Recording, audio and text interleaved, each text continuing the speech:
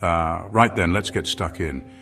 AI, artificial intelligence, is suddenly everywhere, even in our kitchens and history books. Now, computers are writing stories about the food we eat and the traditions behind it. Why does this matter? Because food is about more than just eating. It's about family, memories, and culture. Think of your nan's Sunday roast or your first real Neapolitan pizza. Those are stories, not just meals. These tales connect us to our past and each other. But can a machine really tell those stories? AI can make food history accessible and inspire new ideas, but what happens when it gets it wrong? We're at a turning point. AI could democratize food knowledge, or it could strip away the messy human details that make our food culture rich.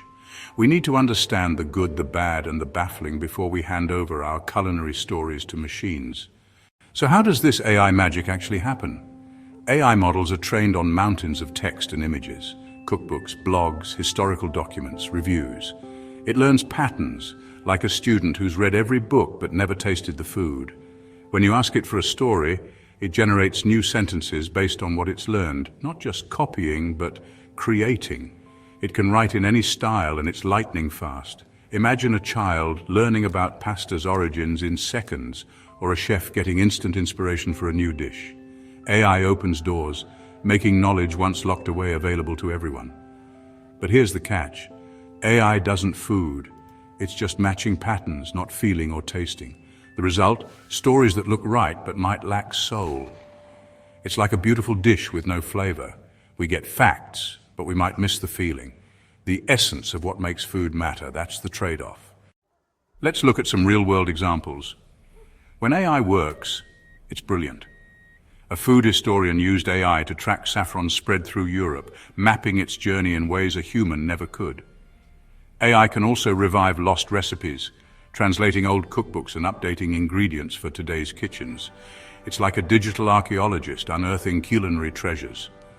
But then there are the disasters. One AI claimed jerk chicken came from Mexico and used paprika, completely erasing Jamaican heritage. Another said carbonara includes cream, a mistake picked up from bad recipes online. AI often repeats the most common info, not the most accurate, and can cement mistakes as fact. These errors aren't just wrong. They can erase or insult entire cultures. That's the risk. AI can amplify misinformation and flatten our food history. We need to be careful what we trust. Sometimes the machine gets it right, but when it gets it wrong, the consequences are real. Let's not lose sight of that. Here's the real worry. Accuracy and authenticity. AI can hallucinate facts, spreading confident but false stories. If we rely on AI, real food origins and traditions could be buried under plausible nonsense. Beyond facts, there's cultural nuance. Food isn't universal, it's local, personal, and full of subtle differences. AI can smooth out these details, creating a bland, globalized version of food culture.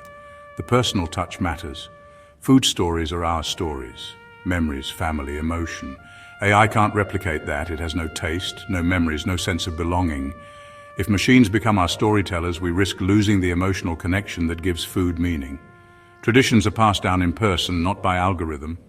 If we just ask AI for recipes, we break the chain of living tradition. We might become great recipe followers, but lose the soul behind the food. That would be a tragedy. We must protect what makes our food stories human. So where does that leave us? AI is a tool like a sharp knife. It can help or harm. Its speed and reach are game changers for researchers and educators. It can spark creativity, suggest new ideas, and make forgotten knowledge accessible. Used well, it's a muse and a partner, but the risks are real: inaccuracy, misinformation, and the loss of the human touch. AI doesn't care about truth or tradition. It just generates convincing responses. We could end up with a polished but false version of food history, erasing authentic voices, the warmth of a personal story, the nuance of a dialect, the passion of a chef. These are things a machine can't replicate. We must decide how much soul we're willing to sacrifice for convenience. The choice is ours. Let's use AI wisely, but never let it replace the human heart of our food stories. That's the balance we need. What's the best way forward? Partnership, not replacement. AI should be our sous chef, handling research and data, while humans bring creativity and heart.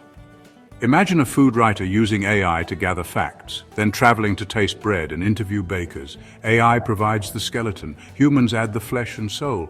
The human expert is always in control, curating, editing, and enriching the story. We must question AI, fill in the gaps, and ensure authenticity. This approach gives us efficiency and depth. Our food history becomes richer and more accessible without losing its soul. The machine can handle the what and when, but only humans can explain the why and how it felt. That's the partnership that honors our culinary past. Let's make it work for us. The future is collaboration.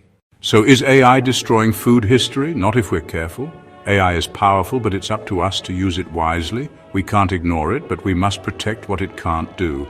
Use AI for the heavy lifting, but never accept its stories without question. Our food stories are too important to leave to algorithms alone. They're written in family cookbooks, shared at tables, and passed down through generations. We need real people, historians, chefs, grandparents, to keep our stories alive. AI can prep the ingredients, but only humans can season the final dish. That's how we keep our history true. Let's embrace technology, but never forget the most important ingredient is us. Our experiences, traditions, and love make food stories matter.